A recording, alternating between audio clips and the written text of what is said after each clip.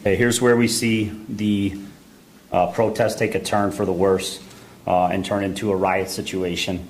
A lot of these individuals put up umbrellas and hid behind those banners among the foliage down the hill, shielded from our officers' sight who were on the ground. And as you can see where the arrow is pointing out, this is just showing an individual changing from his clothing into all black clothing. And you'll see as the video progresses how they form up and march toward the statue.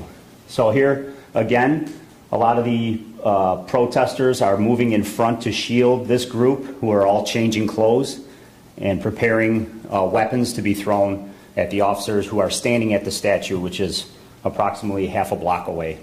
From this video on the back end is a lot of the bicycles that are forming a wall around the bicycle behind.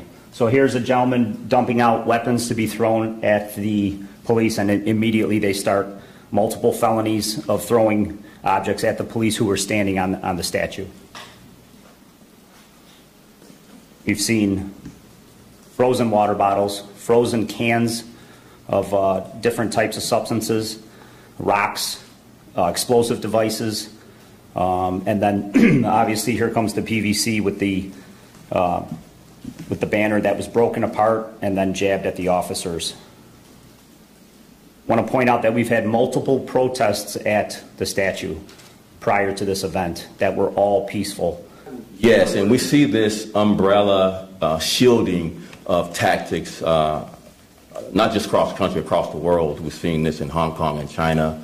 We've seen some of it in other parts of this country where the umbrella shields not only cameras, but from officers on the ground being able to see that you're changing clothes, that you're weaponizing and moving in, as you saw, in synchronization toward attacking officers. So yes, to your question, that's exactly what that's being used for. We've seen it around the world. Now we're seeing it in this country in various places.